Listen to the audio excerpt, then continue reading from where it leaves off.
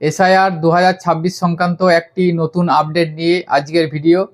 তো আপনারা খুব সহজেই জেনে নিতে পারবেন যে এসআইআর 2026-এর হিয়ারিংয়ের নোটিশ আপনার নামে ইস্যু হবে কিনা, অর্থাৎ যে সমস্ত ব্যক্তির হিয়ারিং নোটিশ ইস্যু হয়েছে বা হিয়ারিং নোটিশ আসবে সেই সমস্ত ভোটার অনলাইনের মাধ্যমে খুব সহজেই জেনে নিতে পারবেন যে তাদের নামে হিয়ারিং নোটিশ ইস্যু হয়েছে কিনা, বা হিয়ারিং নোটিশ ইস্যু হয়ে থাকলে হিয়ারিং হয়ে যাওয়ার পর সেই হিয়ারিংয়ের স্ট্যাটাসটাও জেনে নিতে পারবেন। এটি অনলাইন প্রসেস চালু হয়েছে, অর্থাৎ নতুন একটি সিস্টেম চালু করা হয়েছে।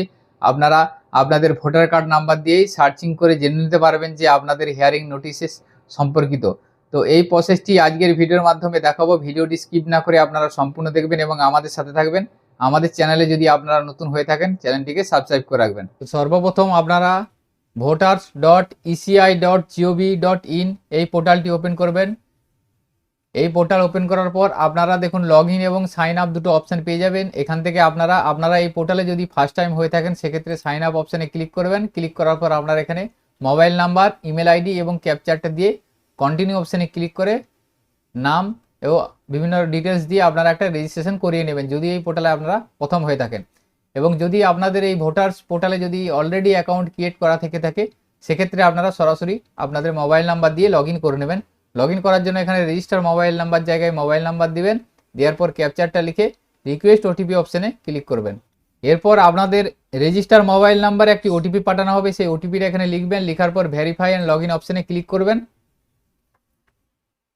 ক্লিক করার পর পুনরায় আপনাদেরকে পোর্টালের হোম পেজে নিয়ে যাওয়া হবে। এখান থেকে দেখুন একটা অপশান আছে এখানে submit document against notice issue, এই অপশানটাতে আপনারা ক্লিক করবেন। এই অপশানটা নতুন সংযুক্ত করা হয়েছে। এখান থেকে দেখুন বলা আছে সাবমিট ডকুমেন্টস। তো এখানে দেখুন প্রথমেই বলা আছে epic number oblique notice reference number. তো এখান থেকে আপনি আপনার এপিক নাম্বারটা এখানে লিখে দেবেন। লিখে দেওয়ার পর সেন্ড ওটিপি অপশানে ক্লিক করবেন।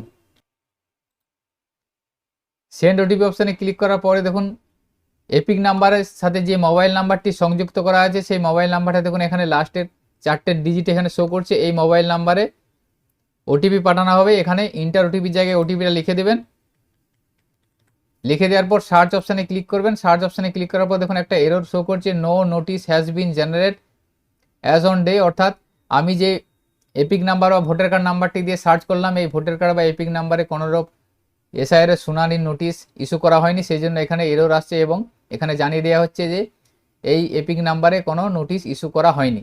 তো এভাবে আপনারা জানতে পারবেন, এখানে এপিক নাম্বার দিয়ে সার্চ করে আপনারা দেখে নিতে পারবেন যে আপনাদের শুনানি নোটিশ ইস্যু হয়েছে কিনা। যদি আপনাদের শুনানি নোটিশ ইস্যু হয়ে থাকে সেক্ষেত্রে আপনারা এটা জানতে পারবেন।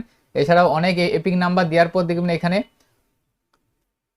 যে সমস্ত এপিক নাম্বারে মোবাইল নাম্বার সংযুক্ত করা থাকবে না সেই সমস্ত এপিক নাম্বারে আপনাদেরকে মোবাইল নাম্বার সংযুক্ত করতে হবে, না হলে আপনারা এই অপশানটা দেখতে পাবেন না।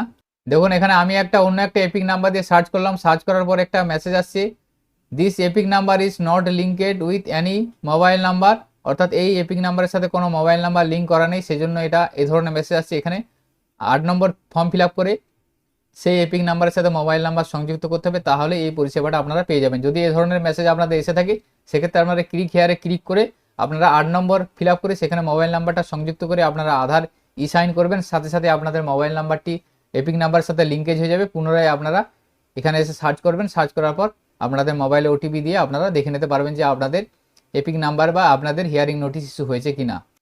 তো এখানে অনেকের আপনারা সার্চ করলে দেখতে পাবেন যে এখানে কন্ট্যাক্ট টু বিএলও অ্যান্ড এইআরও লেখা থাকবে, অর্থাৎ যে সমস্ত ভোটারের শুনানি নোটিশ ইস্যু হয়েছে এই ধরনের মেসেজ আসবে এবং যাদের হিয়ারিং হয়ে যাওয়ার পরও আপনারা চেক করে দেখে নিতে পারবেন যে এখানে অনেকের লেখা থাকবে কন্ট্যাক্ট বিএলও অ্যান্ড এইআরও।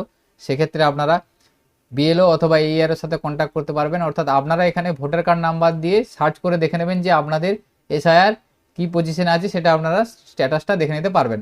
তো আজকের ভিডিওতে এই ইনফরমেশনটি আপনাদের সাথে শেয়ার করার ছিল। সকলের সুবিধার্থে ভিডিওটি শেয়ার করবেন। ভিডিওটি যদি ভালো লেগে থাকে লাইক করবেন এবং আমাদের চ্যানেলে যদি আপনারা নতুন হয়ে থাকেন চ্যানেলটিকে সাবস্ক্রাইব করে রাখবেন। সকলে ভালো থাকবেন, সুস্থ থাকবেন, ধন্যবাদ।